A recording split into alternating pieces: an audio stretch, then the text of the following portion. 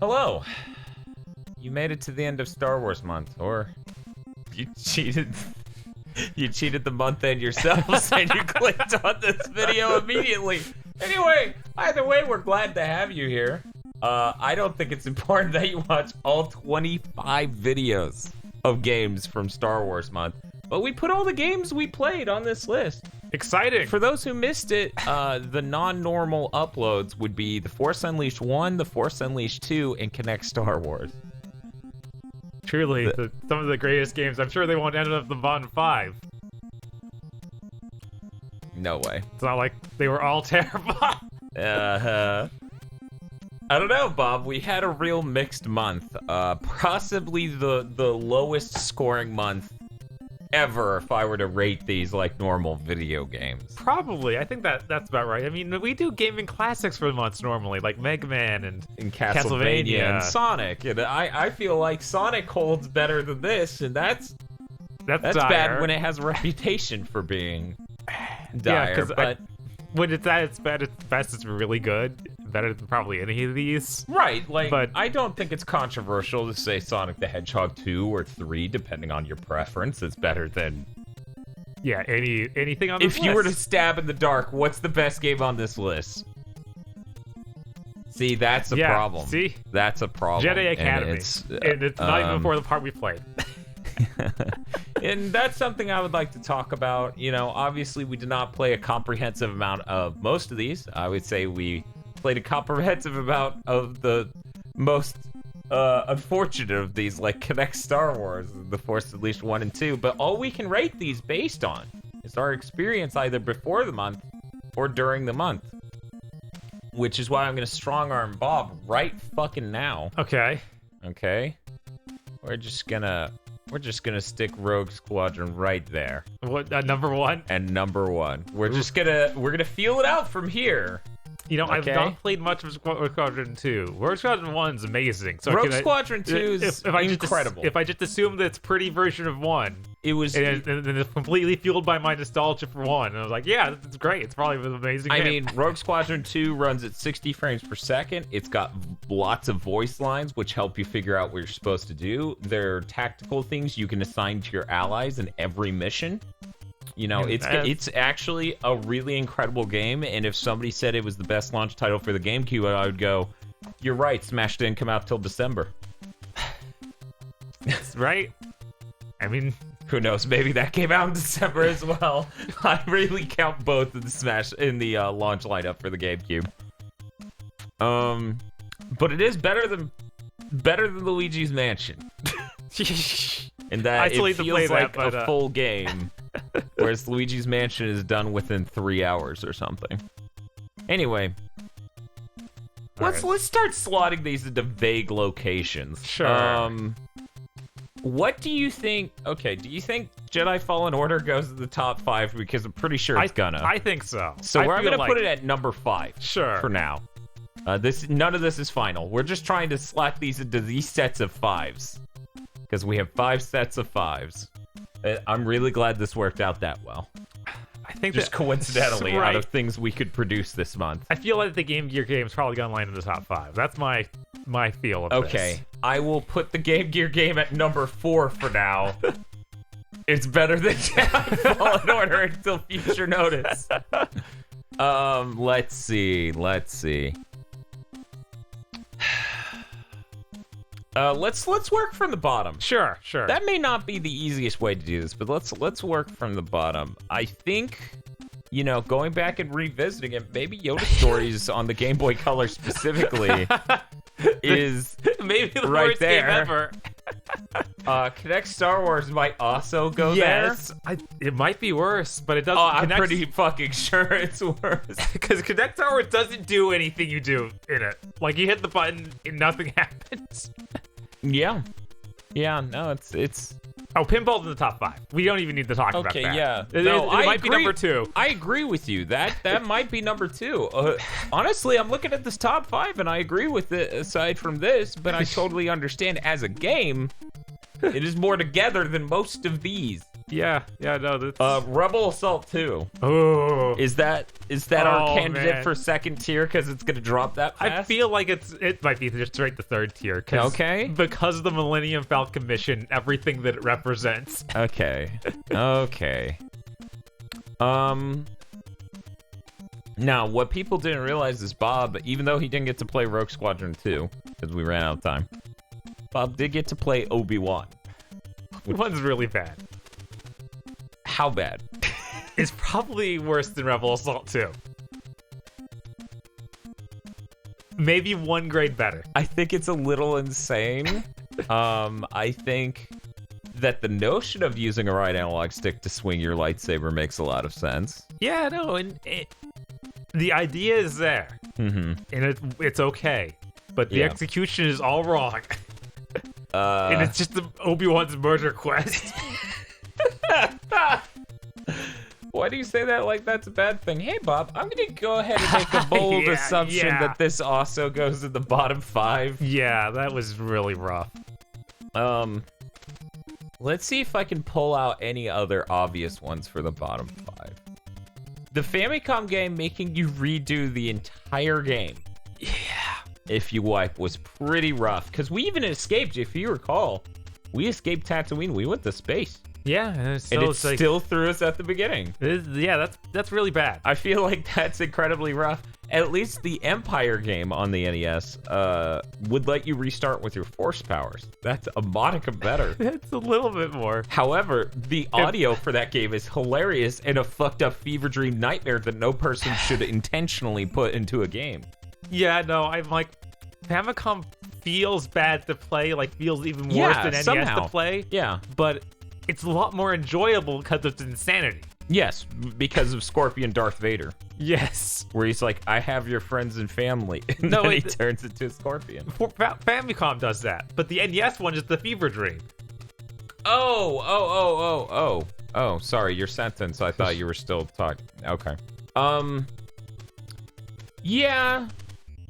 Yeah, no, we were cracking up really hard. Yeah, it was like every 5 minutes something really funny happened. That game is such a mess. I mean, we found the found the orbit with credits. the credits. Yeah, and it just showed a picture of this motherfucker being like, hey, I'm the guy who made this. And it's like, all right, why are you here? I just realized I want to change something about the lighting, which will be... Okay. Ooh. Fancy. I forgot to do that. Anyway. Oof. This is not easy. I think Jedi Academy should still go fairly high up there. We'd probably put that at 6 or so. Okay, hear me out. Okay. Now I know this goes against Wikipedia's will. Yep. Just as a placeholder. Feel was pretty right about that. Yeah, no, we absolutely needed to cover that game this month. Oh man. Okay. Bounty Hunter. Racer I feel like, Revenge. and see, that's why I didn't want to stick Obi-Wan in the bottom 5 already. Yeah. That game is worse than Obi-Wan. Right. Definitely. Yeah. Let's see. You were making an argument for Jedi Academy in the top 5. The top 6 or so. Like it could probably go in that second tier. I'm gonna put it right there. 'Cause Sure. I think the multiplayer for that game's amazing. The mod support, and then the single player I didn't have a problem with. Yeah, no, we It's didn't get dumb. we didn't get to the part where it became bad. We just got to the part where it was a weirdly different game than But here's the than thing. what you expect. Then I feel like outside of the NES games, that's kind of going to be true of most of these. Like, we don't know where Racer Revenge difficulty would have lied up. that's true. And for all you know, you were a dumbass baby when you were a kid, and it was super obvious what you were supposed to do, but maybe you didn't. Maybe. For all you know, at you're some still point- a dumbass baby. At some point, the Jedi Academy wasn't even that it got hard. It just got boring and dumb and not even worth playing anymore. Whereas the earlier ones did get so hard it was kind If of only ridiculous. Bam was in this one, you know? If Right? Bam Margera was still in the fucking games. Lethal Alliance, I feel, should punch harder than the bottom 5. Yeah, no, I it think looked as really a interesting. portable game, that was pretty functional. Oh no, I'm realizing we're missing one. What's that? Star Wars Trilogy on Game Boy Advance. Oh, yeah. I don't know how I missed that. I went through the whole list of videos. Okay, well, we're gonna type that in and add another number over here. So we did 26 games? Yeah. Oh, okay. Yeah. I know. I thought 25 and, you know, the first number was 22, of course. Was a little low. That means my numbering scheme for this month got messed up at some point, which doesn't surprise me in the least. Yeah. So now it's going to be the bottom 6. Sure. Because I'm by no means not going to put, like, you know, insane coloration over this. Mm-hmm. Though I could just color it differently so people go, yep, that's the worst one. That's true. I'll consider that. I love that these ranking videos will involve our TV endlessly, like, ramping up and down its brightness. Yes. I mean, they have to. Which they'll just see on our faces. I feel like Force Unleashed 1 is a good contender for bottom 5. Why? Make the argument. It feels incredibly bad to play the entire time. It's the idea of being hard is just having a room full of people who are 100 feet from you shooting lasers. Mm-hmm. And nothing's good about it. Like, Bounty Hunter's way better. Now say that like Bounty Hunter is way better, which is a little funny. Bounty Hunter's way better. You know, we're just, it's so way better. We're going to stick it right here. Sure. It's probably better than Rebel Assault 2. But Probably. we'll get to that. Okay, so you're saying Force Unleashed 1 goes right there. Yeah, or maybe one a lot lower. I would argue personally that it's more like here. What would it be above? I haven't seen any Star Wars Trilogy. Star Wars Trilogy is Outside insanely of the repetitive. arts, yes. And once you get to outer space, it just sucks. Because it was like, shoot 10 ships, good, now shoot 20. And I'm like, oh my god. Yeah, I think Star Wars Trilogy, with its endless combat rooms. it is a mess. It moment to moment, it doesn't feel as bad to play, I assume. Actually hitting the buttons and doing things feel, you know, more responsive than the Famicom game. Okay. So it's not... But visually, it's really neat, right? Right. But so was The Force Unleashed, and I feel like beating Star Wars Trilogy may have been a worse experience, because we were only done with the first of 3 movies, and it had already become an endless walk 10 feet combat room. Yeah. And at the end of the day, The Force Unleashed, I could still have fun throwing a stormtrooper, even if that QTE at the end of the game is just a fucking nightmare. Star Wars Trilogy, by the end of that video, I was so done with it. Mm-hmm. I was like, there's no hope. Yeah. None. So in my opinion, in at least Force Unleashed puts on the guise of there could be something fun here. I mean, I laughed when the game completely broke while I was fighting that Jedi robot. Yes. That Jedi robot, what an idea. They're like, no, it's just taking on the form through the Force. Also, it's as powerful. What?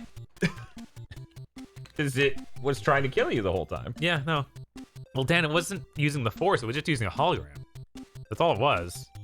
So it looked like them bestowing it all the powers based on that look. Is it a toy? It has like an AI where it learns from their combat styles from observing it. So it never used a force power in that whole game. I don't think so. Not at all. I hope you're right. It used the lightsaber. It just stood a chance against a Jedi in a way that makes you question it. Right. True. The cloud and AI learning. Mm-hmm. You got that machine learning for Jedis? Mm-hmm. Shit, man, that's how negative latency is gonna work on Stadia. Yeah. So this just makes sense. But yeah, I'd put Star Wars Trilogy below that, you know, instantly. And that's how I feel for everything down there. Like, The Force Unleashed, its number one problem is level design and not having novel ideas for fun. You know? Yeah. Those are all so much worse than those problems.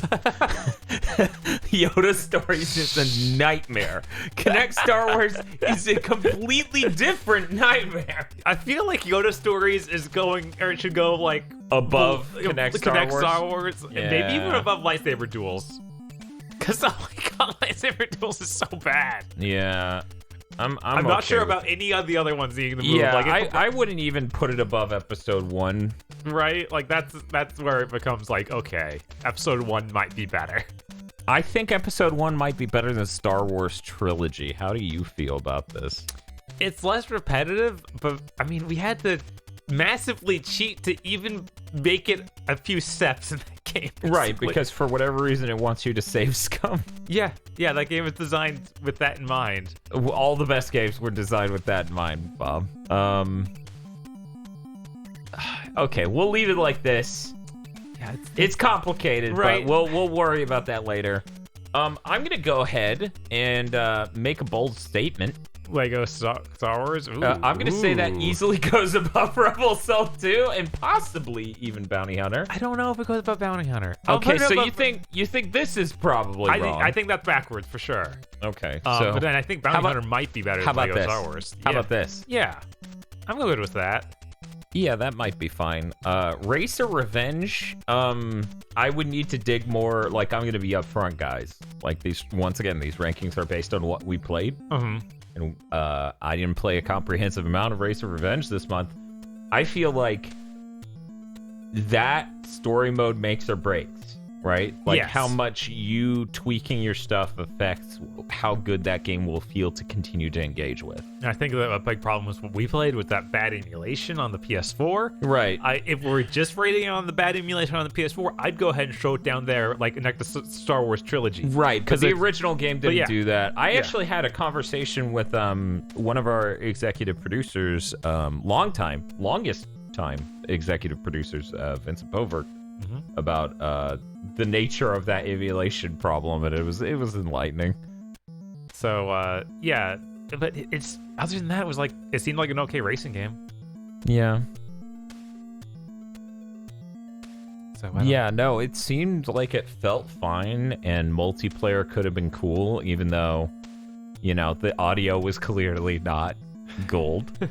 So we'll put it here, and we'll move it based on slotting other things. I mean, it had Dexter's dad.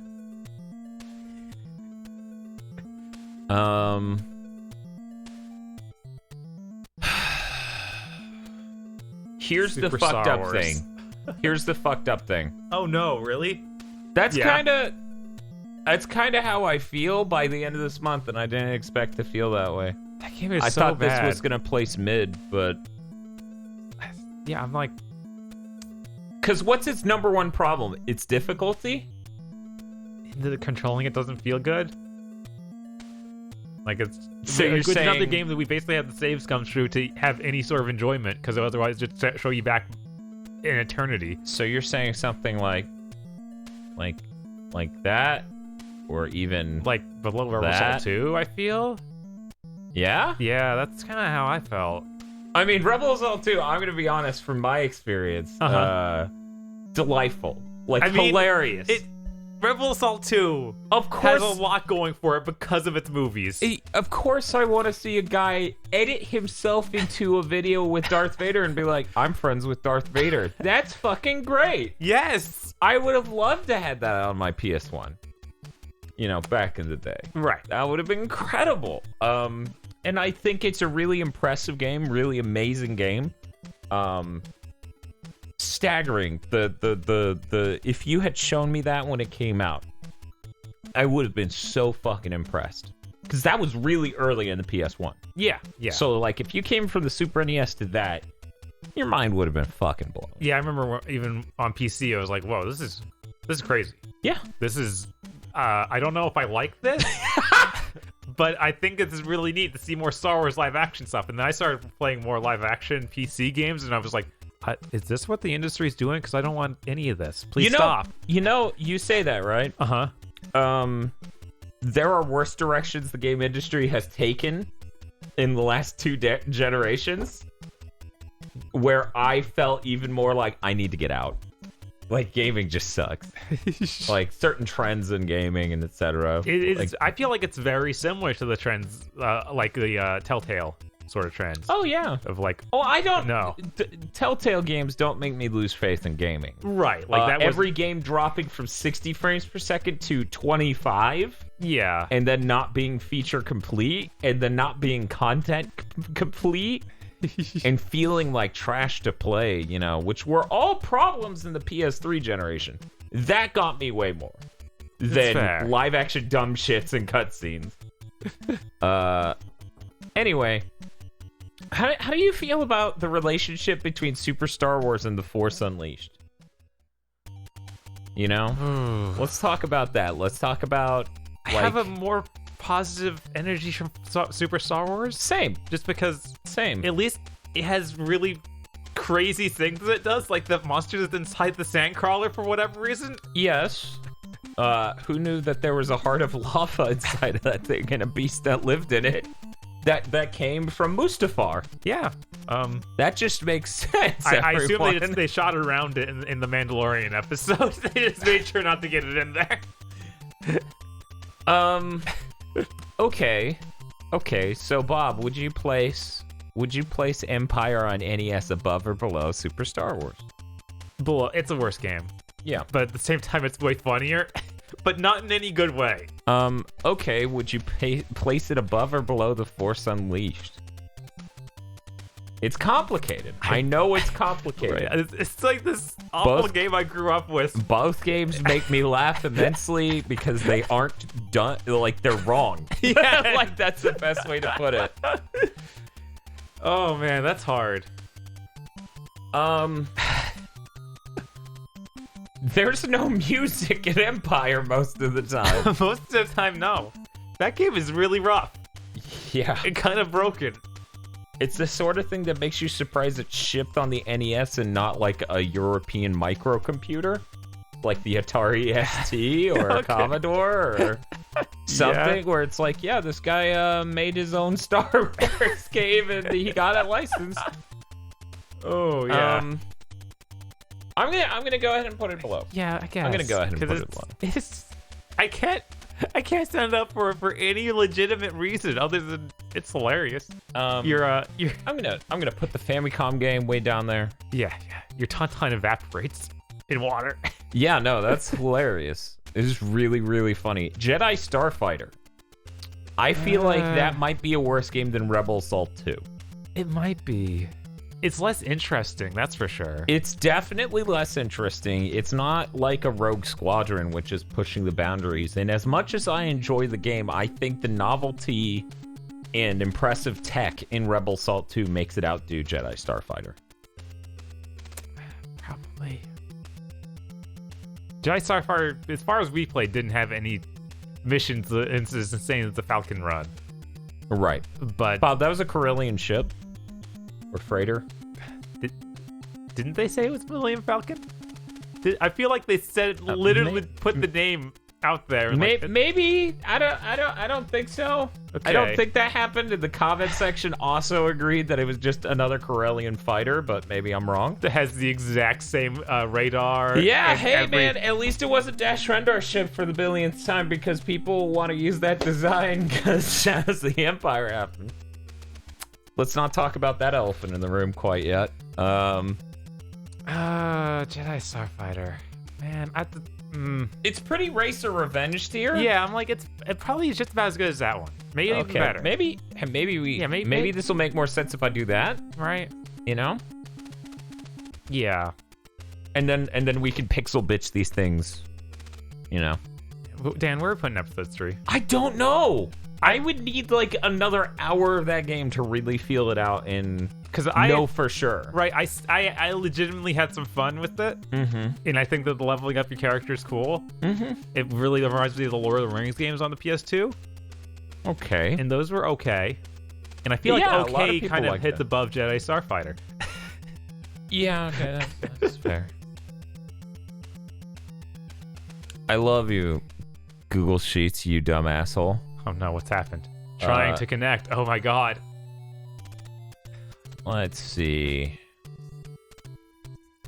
So you're saying that episode 3 not as good as Bounty Hunter per se? It might be better than Bounty Hunter. I don't know about that. Bounty Hunter is doing its own original thing, so more neurons fire in my brain, whereas the entire opening hour of episode 3 is just the opening to the movie. Yes. Which is a cool set piece. But it's also, I know how all this is going to go. And then it even shows clips from the movie. Right. So that's why I'm going to put it below Lego The Complete Saga, because Lego The Complete Saga has to come up with its own funny versions of cutscenes, which I do enjoy. Right. Shadows of the Empire. Oh, Shadows of the Empire is really hard to place. It is, because it's technically a bad game. It aged terribly. Yes. It runs barely. It looks like a fucking N64 game that shipped at launch, basically. But at the same time, Wampa Stompa. At the same time, Wampa Stompa, which is you cannot understate the importance of Wampa Stompa. I mean, it's ambitious. It has freaking flying segments, oh yeah, background segments. It has so many different types of gameplay. Right. It has a grand story, and the comic book presentation is amazing. Like, it looks visually really distinct and cool, and it's a part of the Shadows of the Empire, transmedia event, which is really cool. I think that's way more interesting than fucking episode 3 with its opening that is, here's the movie. It's definitely a lot more interesting, a lot more for its time. Like episode 3 came out at a time of the PS2. We had much better, hack and slash games, for sure. Right, yeah. It's by no means, if episode 3, right, if that played like, say, Champions of Norath, if you had a strong, one of those Gauntlet 7 Sins? 7 Sorrows. Sorrows. If you had a strong core loop for the gameplay feel, I'd rank that way higher. Right. It wasn't terrible, but it wasn't good enough to stand on its own merit, and then... And the Shadows of the Empire is out here. It had a flying segment that felt pretty good before Rogue Squadron 1 was out. Right. By several years, actually. Yeah. Because it was launch, and that was, the end of the N64. So I'm comfortable putting up a Bounty Hunter. Yeah, I'm probably okay with that, too. Just because the Wampa Stompa shit's hilarious. And that ending level is one of my favorite Star Wars things. I haven't done it in so long. I literally, I did it when it launched. It's... I redid it a lot. And it defined your Star Wars game needs to have Hoth. It was part of that movement. It was the original flag bearer. I don't know. I mean, we have freaking this Empire game, but that's... Nobody was thinking of that when they said your Star Wars game needs Hoth. No. They're like, you need to have Hoth, and by Hoth I mean a cave where no sounds happen except for occasional person playing the intro to Cheers. That game is a treasure. Let's just put it at the top. Man.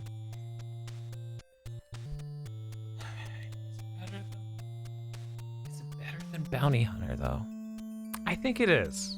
Because Bounty Hunter does its own thing, is interesting, but was still kind of bad for the PS2 era. Right. A third-person shooter in that era was not a high bar, and I don't feel like it hit it. Right. There was a whole capture mechanic that we weren't properly introduced to, I would say. That's true as well. But yeah, I feel like you're kind of right. Bounty Hunter's less impressive as a PS2 game than Shadows of the Empire is as an N64 game, let alone a launch N64 game. Right. A virtually launch N64 game. I mean, they have a very similar energy, and most of them, they feel jank still. To go back, right? You're not gonna feel like you're playing a modern game anyway. And here's the thing: that's basically everything on this list. Almost. The only thing that's not that is Jedi Fallen Order, which feels bad because it's a Dark Souls game. I mean, Rogue Squadron 2, I feel like you go back to that. Oh yeah, Rogue Squadron's unassailable. It's still... That's why I put it at number 1. It feels good. Right. If you want to do your space, flying shooter and you want to make sure people like the game feel, you make it feel like Rogue Squadron 2. Yeah, that and pinball, it's like those are... Well, Battlefront 2, we haven't even placed that yet. That wasn't bad. I was just making jokes in my head all month that pinball would make top 5, and here we are, and I'm like, man, fuck. Nothing's gonna knock it out of there. It was a monkey's paw thing of just like, I hope that makes top 5. Well, as in order for that to be the case, you have to have played over 20 games that are worse. Uh-oh. Man, we didn't do either Battlefront 2 yet. And I think they're both good. I agree. In very different ways. Yes. Yeah, no, in fact, let's just we're just gonna put those right below the top 5. Okay? Yeah, I think that's probably where both of them land. Maybe I would put Pandemic 1 above Dice 1.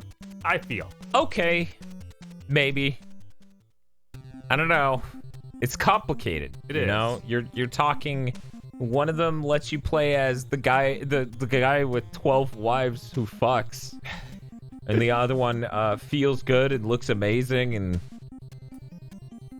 is a really serviceable multiplayer game. And you don't play it getting enjoyment other than out of the core mechanics. Because isn't it funny that I'm a Wampa going at 300 miles an hour and mauling rebels? So I would personally put Dice above Pandemic, which I didn't expect to say.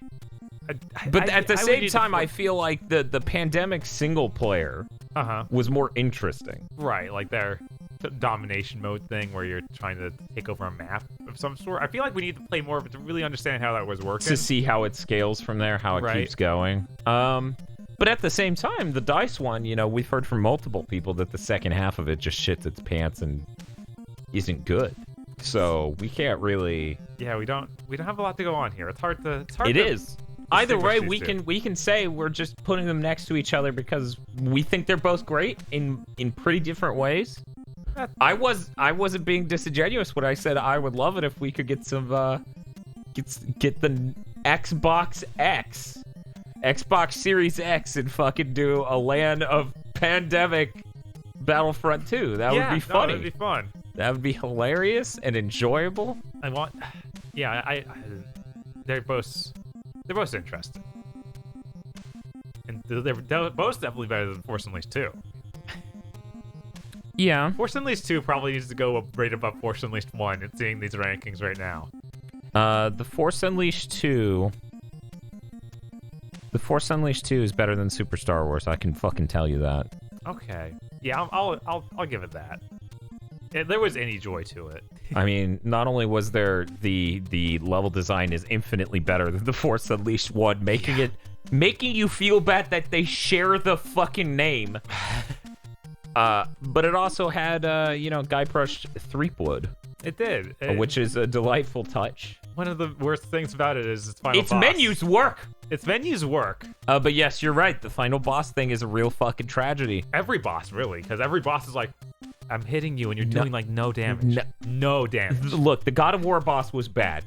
Darth Vader was so much worse from that point that I felt that it was insane.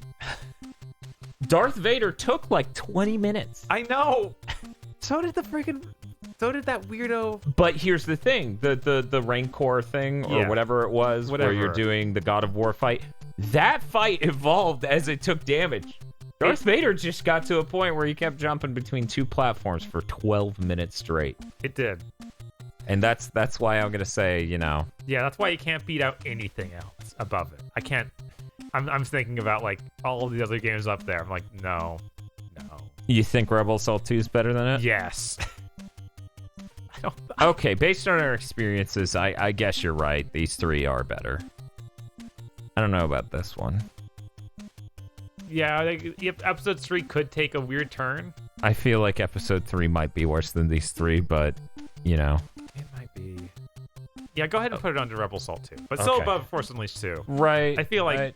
we didn't experience anything that would lead us to believe that boss fights in this would become a regrettable nightmare that we're trapped within. Right. You fight Dooku, and it's hard, but it's not insane. Dooku takes damage. So... Shit. Shadow of the Empire above Battlefront 1 and 2. Or sorry, Battlefront 2 and 2. Or maybe no, wait, above Bounty Hunter. I was gonna say they're probably. Yeah, that's probably a good place for it. Now, Bob, I enjoyed Lethal Alliance. It's better than the Force Unleashed 1 and 2. Yeah, I think it could probably go. Of course, it's a portable game, so it has different, restrictions and stuff, and I feel like it changed the gameplay up a lot. I feel like it was interesting. I liked our protagonist and her relationship with the droid, where she kept yelling, "Yeah!" Call Katarn's in it, so it automatically gets a couple buffs. Oh yeah, that's probably the second best game this month. Jedi Academy's the first best. I would so maybe a slot's in right under episode 3. Yeah, it's either above or below episode 3 in my book. So I'm gonna put it next to episode 3, and we'll figure that out later. Obi-Wan's terrible. Obi-Wan. Obi-Wan is so bad. How bad is it? Okay. Is it worse? Is it better than Super Star Wars? It's probably better than Force Unleashed 1, but worse than Super Star Wars. That's about how I feel about it, but I wasn't forced to beat it. Right. I wish I played more than 20 minutes of Obi-Wan so I could have a more nuanced opinion other than you played more than 20 minutes. I was paying attention. You played almost an hour, like a full fucking hour, and I'm like, man, the game hasn't crashed with him like it did in our video, goddammit.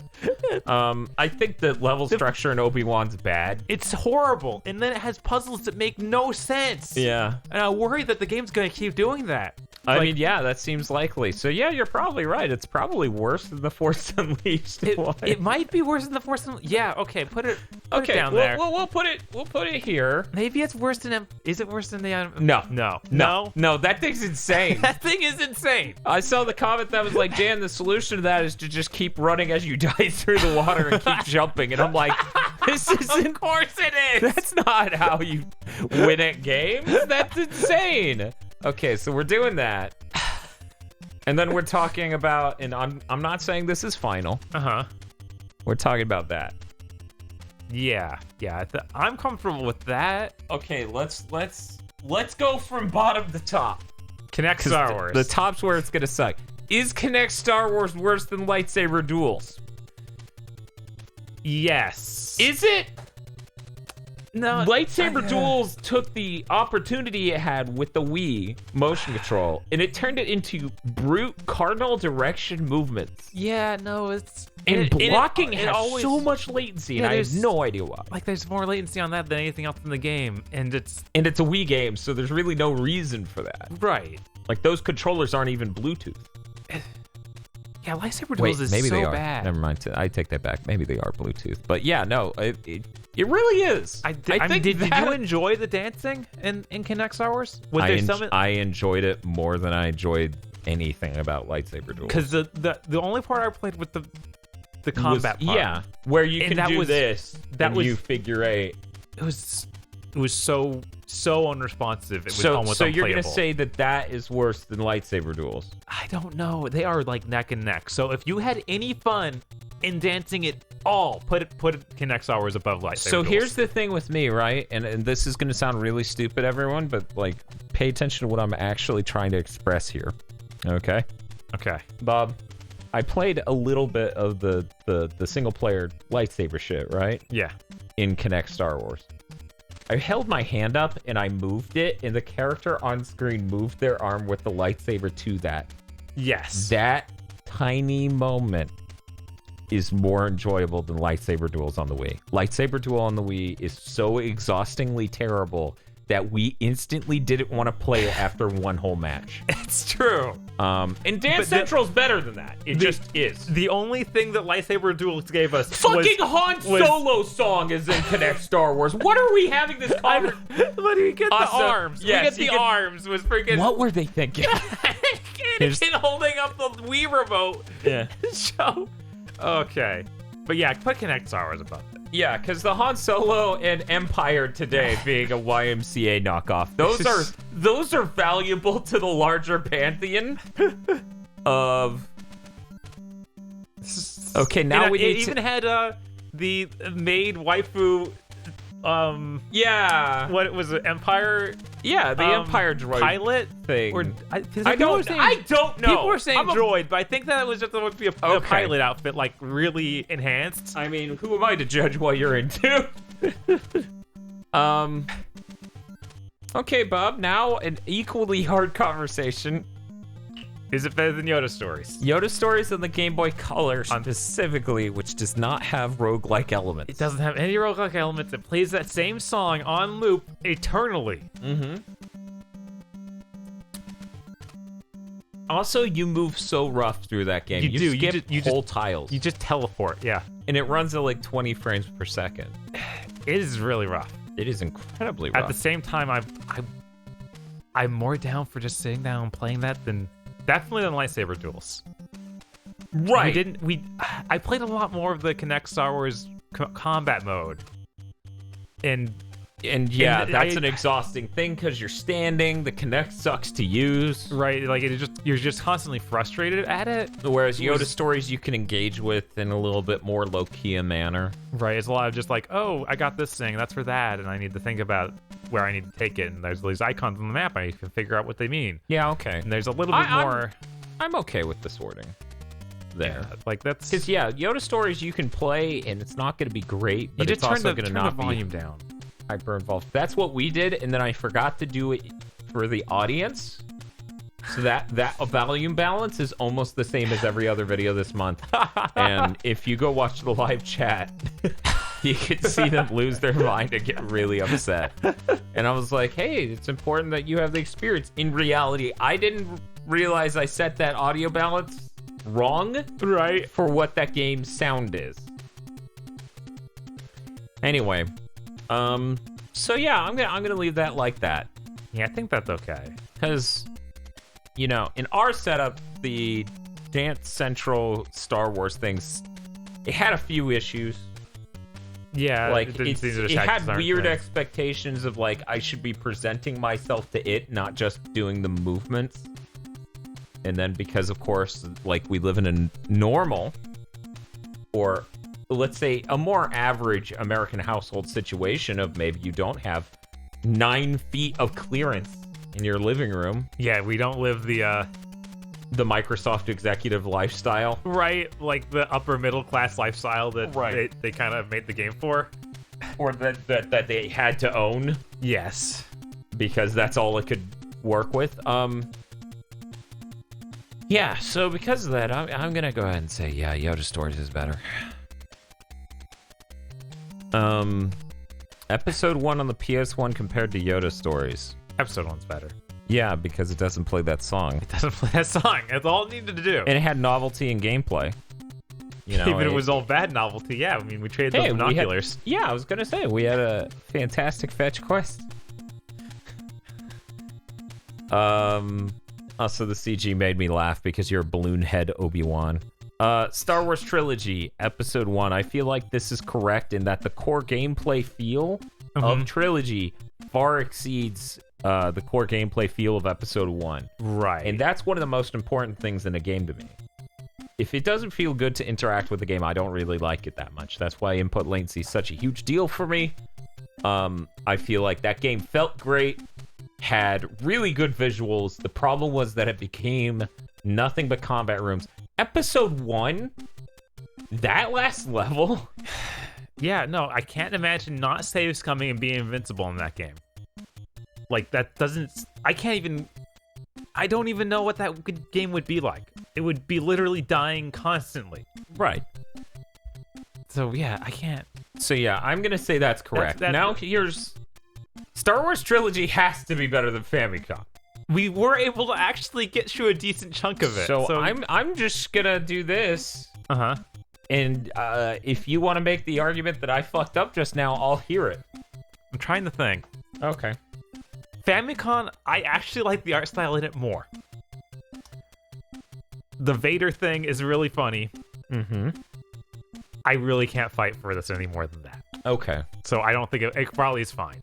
Yeah. I mean, I like the fluidity of motion in Star Wars Trilogy, thus I like its art style too, but I totally see where you're coming from. That cutscene with Luke where I kept doing the baby cakes voice was really good. So good we had to watch it 12 times. Yeah. Empire on NES versus Star Wars Trilogy. I know which one I enjoy playing more. Not for any good legitimate reason. I mean, sitting here thinking about it, Bob, the one I want to go back and play is Empire on NES. Yeah. Yeah, because we know exactly what Star Wars Trilogy is. I know what the whole rest of that game is going to be. Right. Empire, I don't know. Right. I've seen the next level. It's completely different. And I haven't seen it, so... You know. You just move left to right. That's it.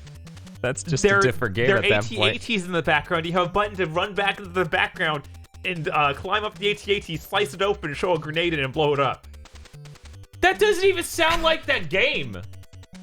Jesus Christ. Anyway, moving on. Obi-Wan is better than Empire on the NES.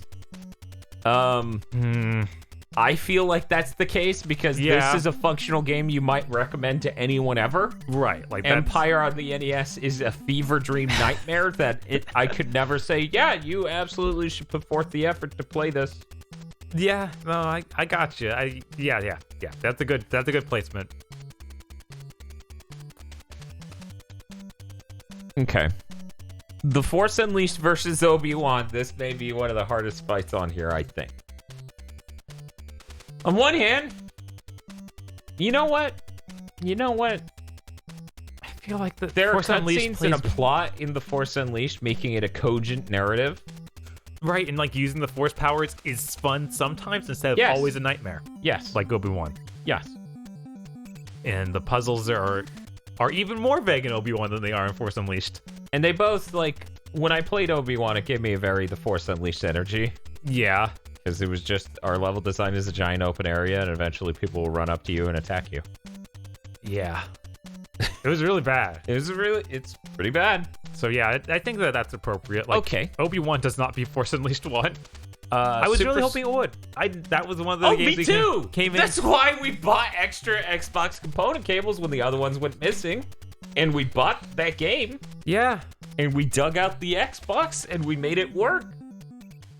We went through a lot to try that game, and I can say we were very disappointed. Let's talk about Super Star Wars versus The Force Unleashed. We already did this talk. Yeah, I was gonna say, Super Star Wars is impressive in a number of different ways. It has really good music for the time. Like, they made it sound better on the Super NES than many other Star Wars games did on later consoles. Yeah.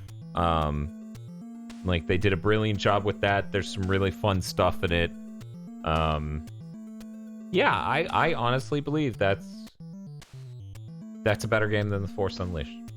Yeah, I think it's a lot more interesting. Like, it's another one where you almost have to save some true parts of it, but it is totally possible.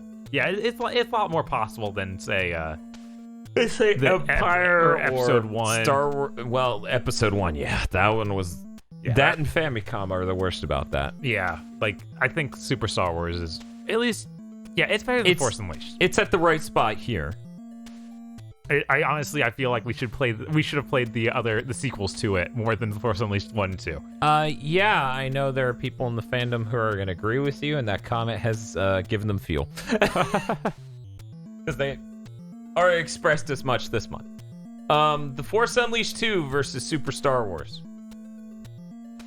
The Force Unleashed 2 tightens things up enough, though, that maybe it beats it. I think so. I feel like the core gameplay loop is a lot nicer. The levels have much more designed of a nature to them. You know, you're doing a thing at a spot in order to get to the next area in a logical manner. It's clear in what it wants from you. Right. The only thing that's really, like, in my mind, as we talked about before, the boss fights. Yeah. They're nightmares. Yeah. I don't know if that's enough to make it worse than Super Star Wars.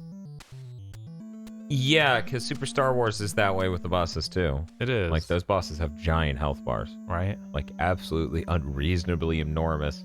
And if we weren't safe scumming, we would have died and then lost our blaster power. Yeah. So, I'm going to go ahead and say Force Unleashed 2 absolutely is better than Super Star Wars. All right, so moving on. Lethal Alliance versus the Force Unleashed 2. I feel like we Lethal Alliance is one of those we need so much more info on. Because gut feeling, yeah, better than Force Unleashed 2. Yeah, that's how I feel based on this month. I feel like The Force Unleashed 2's plot is terrible. Yes. It's 5 hours of you're a clone, you're a clone, you're a clone, you're a clone, you're a clone, and the conclusion is I'm a clone. But he's not though.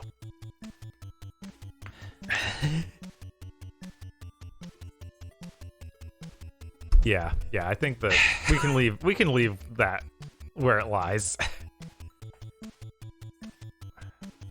It's just the ending of The Force Unleashed 2 with the Darth Vader fight. Because I could overlook the God of War thing. I could overlook the God of War monster fight if it didn't have the Darth Vader one. Right. The Darth Vader one is so fucking bad. That's what it ends on. Like, Yeah. it leaves the worst taste in your mouth ever. So here's the argument to be made for Episode 3 versus a Lethal Alliance, okay? Okay. Episode 3 is a tighter feeling game. Right, it's much more functional. It visually looks better, Yes. runs better, Definitely. higher production values. Yet let you watch episode 3 of the movie, which is always a great thing. Saves you the time of sticking the VHS in right after you play the game. Yeah. This is on the complicated, PS2, it's where you had DVDs. Oh yeah, no, you wanna have them both going with two okay. TVs. Yeah, you can't get a separate DVD player, so you have to use Right, the VHS yeah. tape still. Exactly. I think that I feel like episode 3 is a more solid game. You're Like, probably right. There's a lot more weird little things Lethal Alliance does. Like, it has I all find those it- bizarre. Its placement interesting. You know, the lore. Yes, it definitely has a much more interesting thing it's doing with story-wise than Mhm. episode 3. Won't deny that, because all of the ones that are just based straight on a movie kind of have that problem. Yeah. Except for some NES and Super NES ones. Yeah. As it turns out, those got pretty weird. So we're both good with that. Yeah, I'm good with that. I'm feeling confident in that. Rebel Assault 2 versus Episode 3. This was fucking amazing for the time it came out. I still really enjoyed it, and it surprised me with the audacity of what it did. Yes. Transitioning so smoothly between gameplay and cutscenes, and green screening a man on a CGI desert running, and all these other things. And I genuinely have joy when I play that game. Those electrical cables that vaporize stormtroopers are very Exactly. amazing. They should not jump on those power lines. As it turns out, they aren't insulated cables at all. They're just wild cables. I feel like if I were to revisit one of these, it would be Rebel Assault 2 in a heartbeat. Because could go anywhere and do anything. Right, like it's exciting. You went from a flying shooter to a cover shooter, like a third-person cover shooter. Yeah, no, it's... Whereas I'm pretty sure Episode 3 is going to be pretty much the hack and slash for most of it, if not all. Right, it probably will be best if it is that, because I can't imagine them doing a transition to a different gameplay and have it be good at all. Right. 'Cause, And I didn't really love the feel of Episode 3. I agree with you, it's fairly solid, and they have a skill tree, which is good. right. But it isn't quite there for me. It's not quite... Yeah, like I said before, like it came out on the PS2. We were doing these Right. things better. Right. Like I would even go so far as to say those Lord of the Ring games probably play better. They are better. I've played them. Right. Like I haven't played them recently, but I played them, and I remember them well enough to be like, they are better than that. How much better is a different thing. I need to play Van Helsing game again. We need to see how this breaks. the Van Helsing game versus Episode 3 podcast. Finally, the podcast the internet's been waiting for. Yeah, I'm gonna say this is correct. Yeah, so it's Because Rebel Assault 2 would have blown people's asses if they saw it on the PS1 back in the day. Episode 3 was unremarkable for when it came out. And of the two, I think I would recommend someone check out Rebel Assault 2 first, personally. definitely, yeah. So I feel strongly about this. Now- Racer Revenge versus Rebel Assault 2 is where it gets weird. I think Rebel Assault 2 might beat it out. Because at the end of the day, because if Racer it was the Revenge, N64 Racer, right? Like that's when it was revolutionary. exactly. And I think there's something about that game. It's hard. It's some sort of je ne sais quoi. about the N64 one that I think places it higher. Compared to the PS2 one. For sure, the PS2 one just it feels almost soulless. Yeah, like it doesn't have the corners filled in. Mm-hmm. I don't know. It's hard. I'm gonna just. Yeah. No. I every time I think about Jedi Survivor, I was like, that was actually kind of bad, wasn't it? It was kind of bad. For the same reasons that Race of Revenge is kind of bad, where it's kind of soulless. In fact, Race of Revenge had a little bit more spirit than it. Does Race of Revenge go above Jedi Starfighter? I am 100% with this decision. Let me just retrieve my mouse cursor. Okay.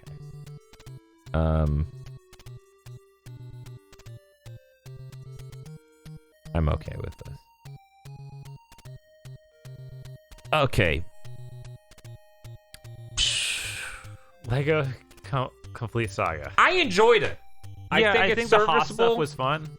The what? I think the Haas stuff, like the flying vehicles, The Haas and stuff was really fun. The just regular lightsaber gameplay, I didn't really like.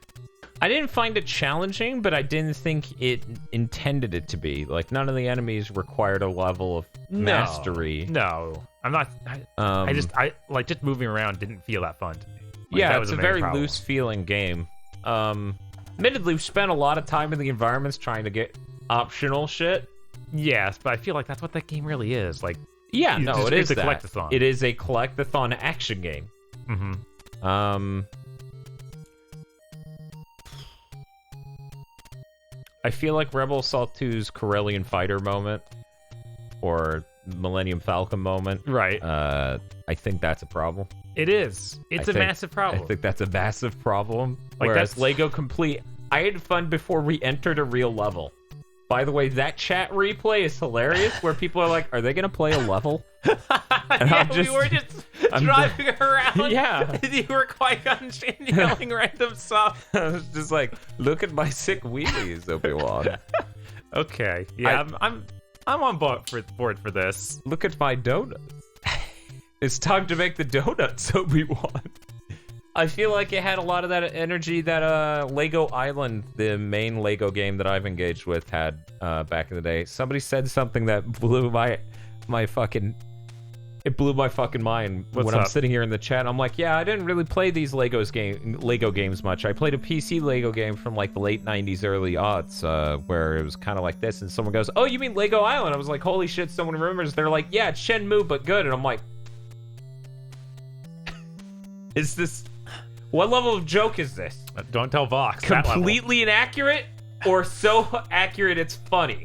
Because that game was a joy. That game was interesting. I need to go back and play it again sometime. I've never even heard of that one, really. Oh yeah, it's a PC game. That's why. Lego game on PC. Absolutely, you would just shovelware that out the door, and no one would ever hear about it again. That's true. Like I was like, I don't know. I played PC those days, obviously, with having Rebel Assault. PC box. This was past somewhere. that because it was real-time 3D graphics. Ooh. Graphics cards were standardized by this point. They wasn't the Wild Wild West of the Rebel Assault 2 era. Anyway. Is Bounty Hunter better than Lego Complete? I don't know. I don't think so. Yeah? I think that Bounty Hunter... It's an interesting idea, but it... Does it kind of really poorly? Okay, you know what? Yeah, you're right. The gameplay just doesn't feel super great. Right? In Bounty Hunter. And you kind of get the feeling that it should. Mm-hmm. So yeah, I'm okay with bringing Lego above Bounty Hunter. Keep in mind, we're at the point now where these are games I would revisit. Yeah. The top 10 is games I would consider recommending to everyone. It's really it says a lot that the top 40% is the only stuff I would recommend to people without hesitation. Right. Like, it gets dire real quick after that. We go down to... After we get to... Below Rebel Assault 2, that's when it's just like... These games may bore the fuck out of you. Right. And then below that, they are just bad. Yeah. I think The Force Unleashed 2 is the last semblance of a game you should ever play. Right. But, you know, I'm sure that upsets someone who really likes Super Star Wars. They should keep in mind it also really upsets someone who likes The Force Unleashed and someone else who likes Obi-Wan. Somebody certainly likes Obi-Wan, right? Someone out there does. Yeah, I mean, somebody likes the Shinobi game on 3DS. They came to our video, they found us. Which I knew they would. Giving games a chance, as it turns out, is the equivalent of leaving out honey at a picnic. It was like, bad takes, anyone?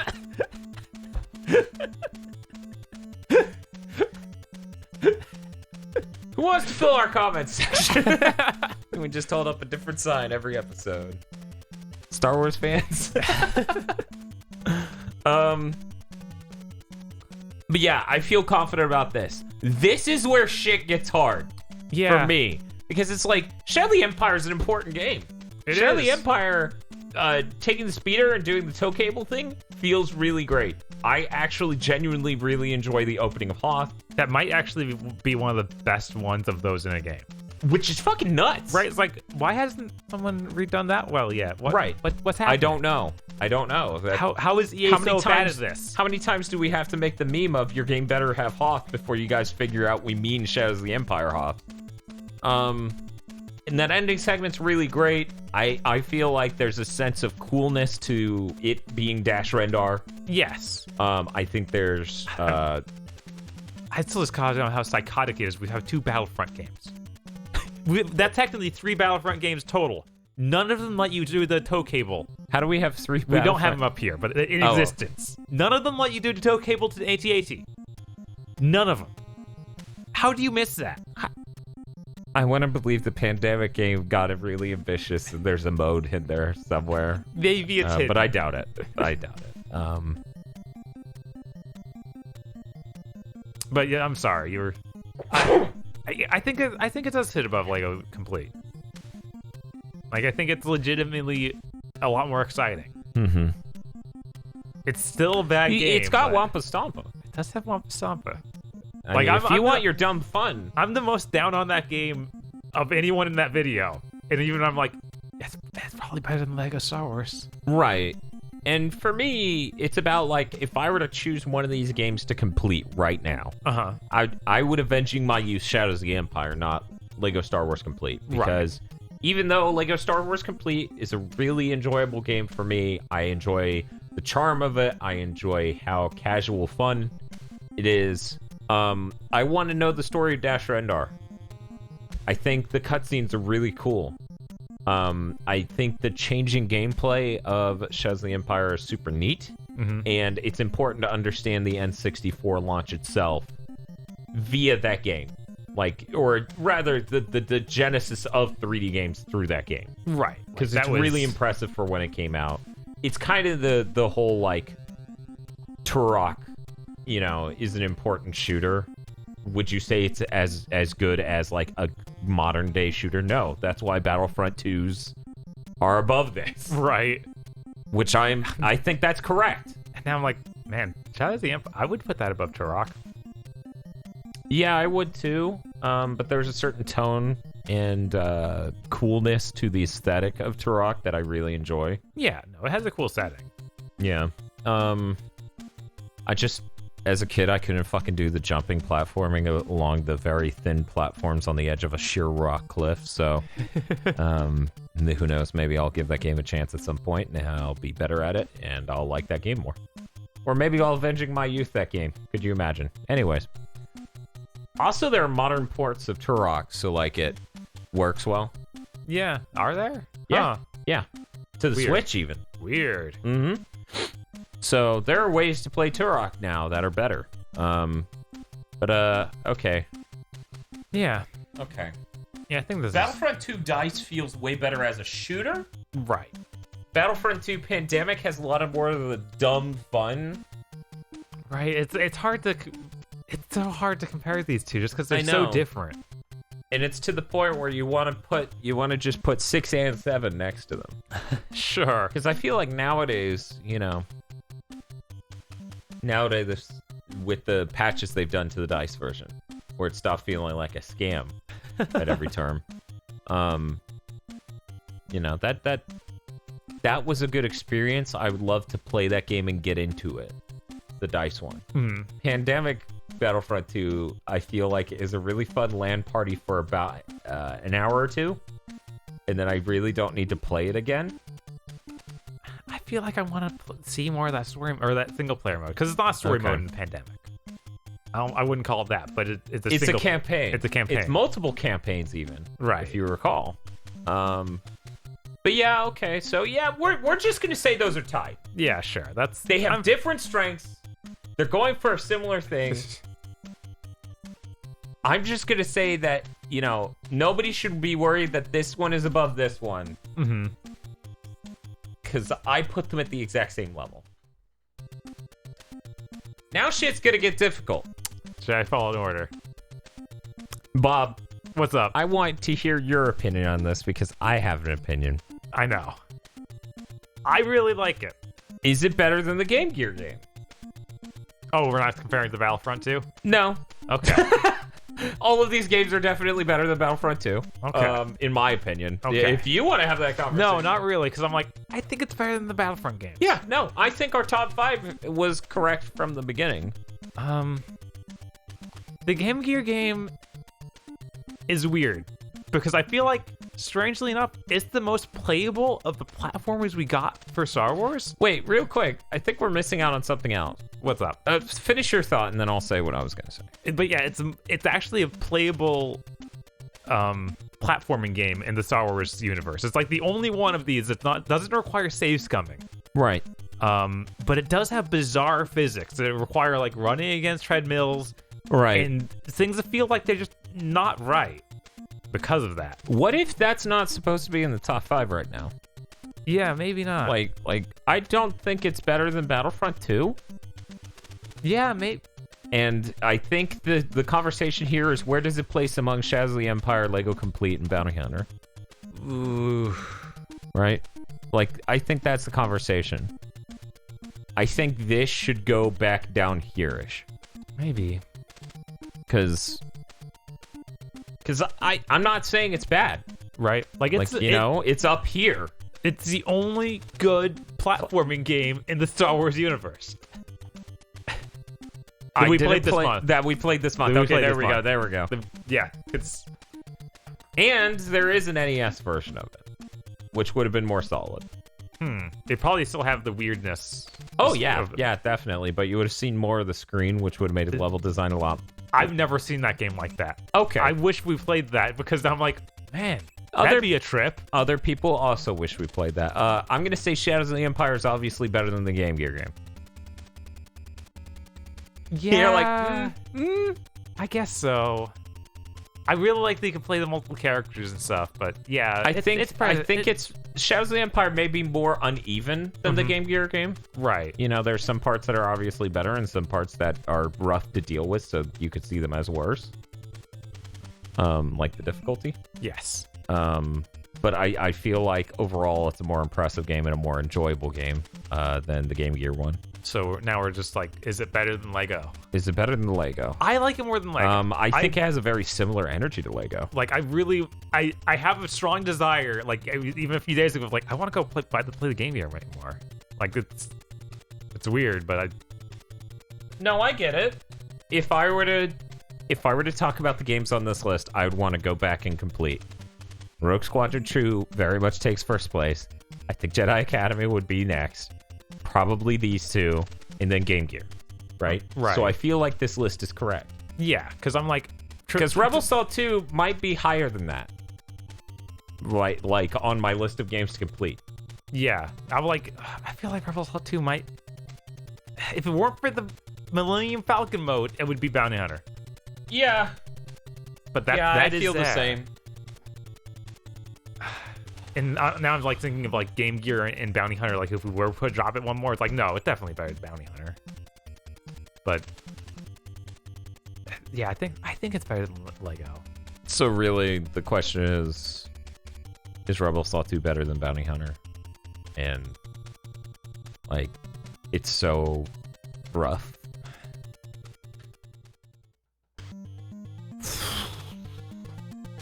Yeah, I don't want to think about that. Okay. I'll come back and think about that. Let's worry about this. Let's ignore the fact that this is the top 5 and this isn't. Look, they're both in the top 5. That's how that number works. Sure. Okay. The 5, 6. Bob, is Jedi Academy better than Jedi Fallen Order? Multiplayer-wise, definitely. I can tell player. you. I can tell you how I feel on this. Sure. Abso-fucking-lutely. 100%. It feels good to engage with. I do not like how Jedi Fallen Order feels. I made that clear in my review where I gave it a fucking 5. Right. If I had my way, I would put Jedi Fallen Order under Battlefront 2. Mm-hmm. But I am interested in hearing your perspective. I think for the Battlefront 2 or the Let's Academy? talk Battlefront 2. Let's Sure. talk Battlefront 2's versus Jedi Fallen Order. All the Battlefront 2 in existence. Uh-huh. I like Jedi Fallen Order more just because it has like the sliding moments and the puzzle solving stuff and all these other things, like just all the customization of your lightsaber and having an interesting story that goes through it. But yeah, no, I like the customization of the lightsaber. I like the story. I find the sliding funny. And all the Battlefront 2 story was not great from what we played. I thought it was... We're talking about the DICE one? Yeah, the DICE one, because... I thought it was okay. I didn't have any problems with it. I enjoyed playing the game for the sake of playing the game. Like, mechanically, it felt great. Like, as a shooter. Right. I wish Jedi Fallen Order felt that svelte and responsive. Right. Jedi Fallen Order is not responsive. It's not the Devil May Cry 5 of action games. No. It's not the Bayonetta of action games. It's not the Bayonetta 2 of action games gameplay feel-wise. This is why I... You know, and I'm not saying you're wrong. I'm just saying that's why I would put those two above it. But I do understand it's very polished. No, that's not the word. It is not polished. It's a game with a lot of things. And a sense of exploration. It does have things in it, and you do explore. I can't argue with this.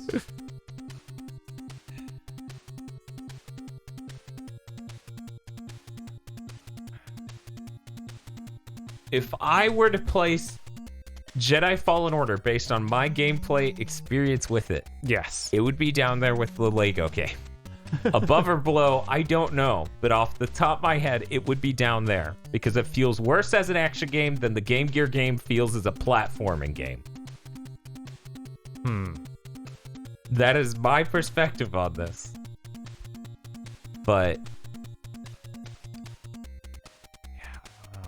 Like, because, like, you can say all the positives about the story you want, but that makes it basically as original in the universe as Shaz the Empire. right. You know? Like, it's still extra movie content. It's still original characters. Mm-hmm. You know, there are some Yeah. tie-ins to some things.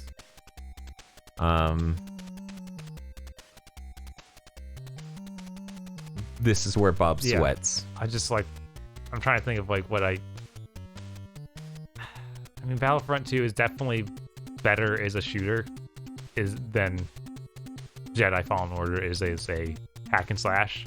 Right. It's really just down to the other elements of like the puzzle solving stuff, which could have used a lot more. Yeah, even I would have raised it some points if it had more of that. Had more interesting tombs to raid. Right?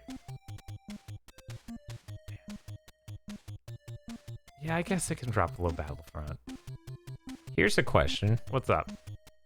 Is Jedi Fallen Order better than Pandemic Battlefront?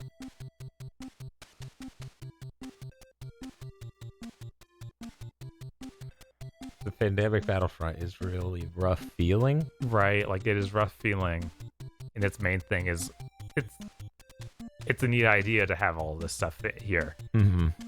It's not necessarily good. Right. So I was thinking maybe I'm thinking the dice one. I'm thinking we put the dice one on top, and then do that. Do you look at this and get mad? A little bit. Okay, why? Let's talk about that. It's probably more than my initial impressions with the DICE first one. I played a lot of that and hated it after playing like probably an hour or so of multiplayer. Okay. I can't imagine enjoying Battlefront 2's multiplayer, and that's basically all it is. Okay. Nothing seemed fundamentally broken about 2's multiplayer. Yeah, something about it. It's just Okay. yeah, I don't know. I'll digress. I've stated my opinion on it. Right, I'm like, maybe, and I'm to the point of like, maybe the Battlefronts go under Shadow of the Empire, and and then Jedi Fallen Order is above them. I feel like it's...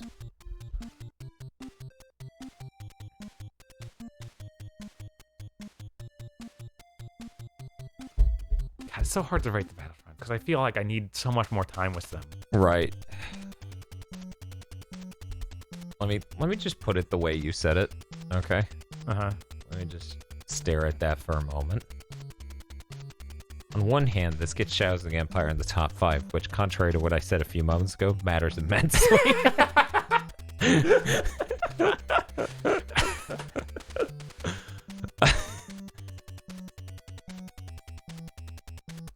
This is probably right. This is probably right.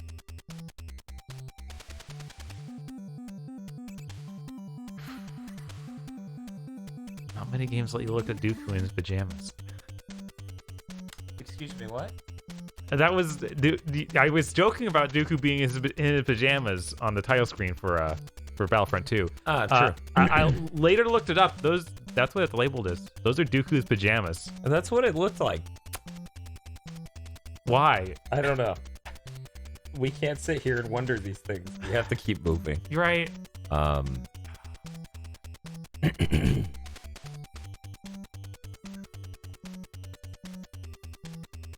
You know, sometimes it's really hard to like rate things when it's such a big pile of mid.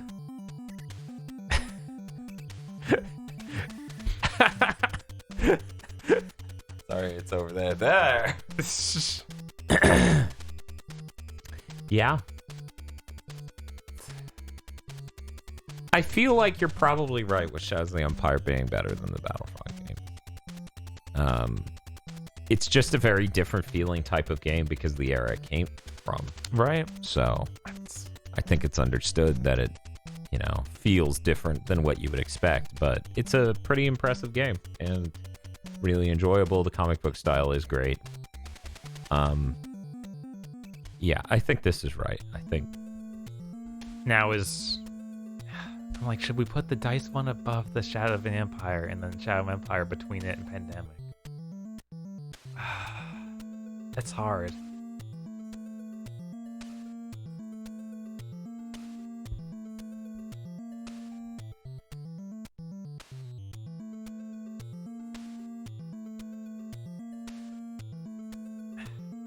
No, let's leave it. Let's leave it. I think it's okay. Jedi Academy has that multiplayer, which we played.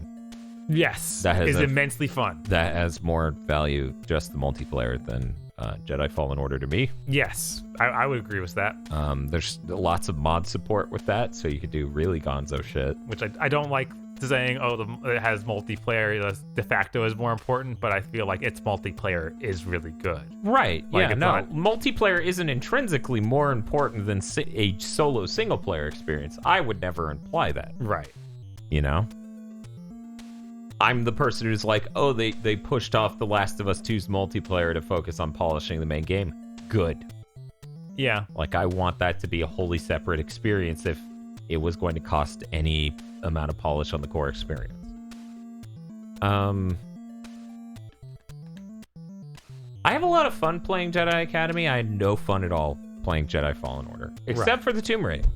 That I enjoyed. Both occupy hilariously weird parts of the Star Wars universe timeline. Yes. With Luke Skywalker franchising. He stops in to talk to his franchisees, Kyle Katarn, and some other person in the background. I think this is correct. Yeah, no, I think I'm not gonna sit here and say Fallen Order is better than Academy. Not only for now, but for the time, Jedi Academy was a much more like impressive offering and robust than I feel Jedi Fallen Order is now, because we did that spoiler cast and the highest it got was a 7. Right. That would not have been the case of Jedi Academy when it came out. And I, honestly do recommend Jedi Academy more as a game. I think it's unfortunate they're stripping the multiplayer out for the upcoming releases. You mean single player? Oh, right. They are stripping that. Nope, I'm fine. Yeah.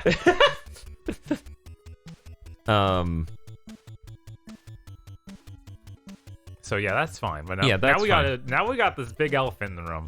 What? Pinball. Yeah, Pinball is amazing. It feels like Zen Pinball, which feels great. I really enjoy it. It said a bunch of dumb things. It's everything I could possibly want for Star Wars Pinball.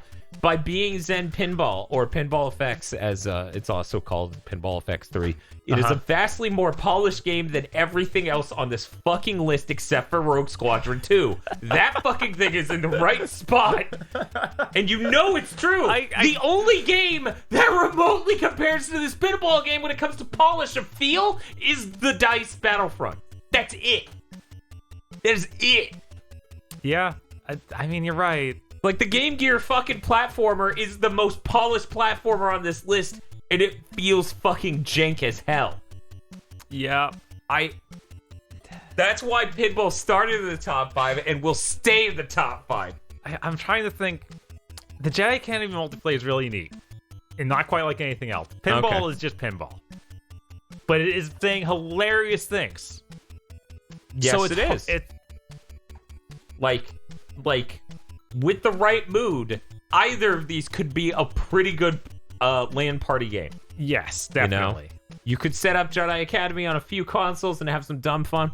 I feel like, honestly, you'd get more engagement long-term out of the pinball game. Probably, because there's like a dozen pinball tables. Right, we only own half of them or something. God, really? Yeah, there were many more we didn't buy. I hate to say this, we might have to stream that at some point because we own so many tables and that we might want to make content out of it. Right. All right. Pinball can stay up there. Probably, yeah. I have a soft spot for the Jedi Academy. It's funny, we did this whole thing. I feel really bad talking about it.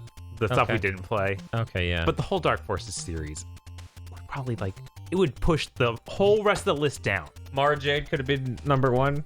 Is that what you're telling me? No. Mysteries that game is probably one of the worst of those. Okay. Sorry, everyone, for no Mara Jade this month. Whatever. Go watch the weekly beating where we played Masters of the Terras Kasi. There's still no Mara Jade. Oh, right. That's Arden Lin. Yeah. It's tragic. Yeah. Arden Lin's cool, though. Yeah. She's got a giant Wampa Stump arm. She's got a metal arm. Anyway. I wish more games on this list were as polished as Rogue Squadron 2 and Pinball. Yeah, that's fair. Rogue Squadron 2 is a really great game. I wish you had time to stick in it. Right. Because it is just Rogue Squadron 1 with a ton of content, those extras and stuff you can get from, completing. Can you play as Naboo Starfighter? I'm pretty sure you can, yeah. Okay. Is that what's important? That's important. Okay. Because that was the secret cheat code they kept hidden for years, or for a year. Yeah. In the original game, which is impressive. Crazy. I'm gonna say it's pretty easily better than Pinball. Because while Pinball is a real thing that you can simulate, Rogue Squadron is a flying shooter. And nailing that feel is more difficult than nailing Pinball. Okay. Rogue Squadron is... but at the same time, nailing Jedi combat in Jedi Academy. Okay, I guess they nailed it? They didn't nail it. I thought he was going to say Jedi Fallen Order. I was going to be like, they nailed any type of combat? But, Yeah, okay. Yeah. I get the top 3 are in the right positions. I think they are. Academy... I can understand the argument for Academy being better than Pinball, but I think pinball is like Tetris. I would have an easier time with Outcast because at least then it's like the single player is great and the multiplayer is great. Right. Whereas that's true, but we didn't play that. We didn't play month, that, and that is really unfortunate. You know, we were busy all month. Shit kept breaking down too. We haven't slept, and still we have 26 games. Right. That's a lot of games. As it turns out, yeah. I knew. I called it. I called Kinect Star Wars being down there along with lightsaber duels. You did it. You figured out that motion controls can make a bad game worse. Yes. Also, you know, Yoda's stories being down there makes perfect fucking sense. The I episode 1 can't- game being down there, gotta be honest, didn't see coming. I didn't see Yoda stories coming. Upon playing it, I did. Right. I'm feeling pretty good about this list. Yeah. The only thing I'm seeing right now that I feel like could move is Rebel Assault 2 and Bounty Hunter, right? Like maybe those two could swap, and Lethal Alliance and The Force Unleashed 2. But once again, the boss battles in The Force Unleashed 2 would just make me want to go, nah, I'm done. I'm right. good. Like, See ya. Like Lethal Alliance, there's the mystery of we didn't play all of it, so we don't know how bad it can get. Right. Whereas and we can only rank these based on our experiences here on the channel. In Force Unleashed 2, we know exactly how bad it can get. And as it turns out, pretty bad. Bounty Hunter and Rebel Assault 2. And it's the same thing. I'm okay leaving those in the same spot, Okay. like where they are. But I feel like if we played them through, there's a chance Rebel Assault 2 is better than Bounty Hunter. Rebel Assault 2 is more interesting. Yes. Because I feel like Bounty Hunter is going to be more of that same exact level over and over, which isn't a great level. It's just here's a room that's way too big full of guys shooting at you. It did that a couple times, yeah. Maybe you know what? Yeah, go ahead and put Rebel Assault 2 above it. Just do it. I feel good about this. No one watching this does. I don't know. I don't think there's a harsh love for Bounty Hunter. I really don't. So with that done, I feel like the only contentions people could have is Shadows of the Empire being this high. I feel like Shadows of the Empire is a beloved game. Right. And it has Wampa Stompa. It has that Wampa Stompa. One could argue that it could Just it go could ahead even and put it get back us at up. number 1. I don't Oh, know what okay, we're there even. we go. Why Yeah, we didn't just sorry. start it was there? Yeah, I don't know. I don't know either. I'm feeling pretty good about this list. Do you see anything that's questionable? I don't think so. I think that checks out. I am shocked this took as long as it did. I mean, it's still a I thought lot it of would've- games. It's a lot of games to sort, sure. Yeah. Yeah, I'm looking at this. I feel pretty good about this. As long as you're okay with that placement for Fallen Order, because I'm like, that's where I rank it. But I understand you have a much harsher experience with this, so I I feel think like Shadows of the Empire might be a better game than Jedi Fallen Order because at least it's a jank piece of shit that accomplished something novel for the time, and it still has the standard bearer in some manner. I think Jedi Fallen Order's gameplay fucking is awful, but I understand that everyone's off the goop when it comes to soul-style combat, which apparently that is. Once again, I've only played a minimal amount of Bloodborne in the past, so but I'm willing to go down 1. I feel like it can go under Shadow of the Empire. I'd be able to live with that. It's on top 5. right. And Right, because, you know, you compare that to most of the games on this list, and it's yeah, I think that my pretty own obvious. Even as someone who didn't love that game, I'm like, yeah, I would put that above Game Gear. yeah, and I think my only point of contention is when we start ranking the Battlefronts above it.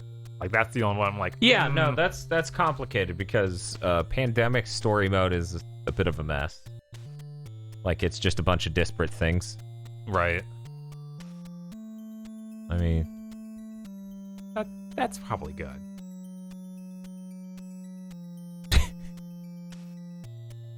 I love anytime there's something to fly in the face of people who, because you know people do this a lot. I don't know fucking why. They're like, That's nostalgia blinding you. And I'm like, not true. The pinball game came out in 2017. It's number 2.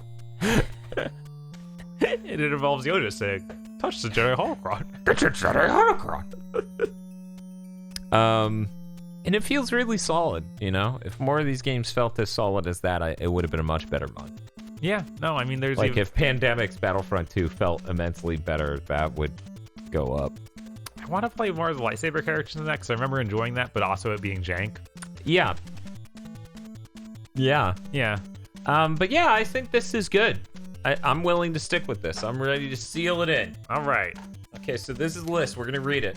Rogue Squadron 2 is the best Star Wars game we played this month. Yes, okay. Pinball, which I just wrote pinball. I didn't even write Star Wars pinball tables for Pinball Effects 3. I mean, I think on the Switch, they even just released it on its own cartridge that says Star Wars Pinball. Yes, and that was smart of them. Yes. It has appeal. Then it's Jedi Academy. It's great multiplayer mode, and as of what I've seen, good single player. Funny single player, if nothing else. Shadows of the Empire with the best Hoth level in anything, and Wampa Stompa. And you can do other things with that debug mode, but Wampa Stompa is really great. And also many other fun and enjoyable and interesting levels. Jedi Fallen Order with its actually good story and relative good game feel compared to many things on this list.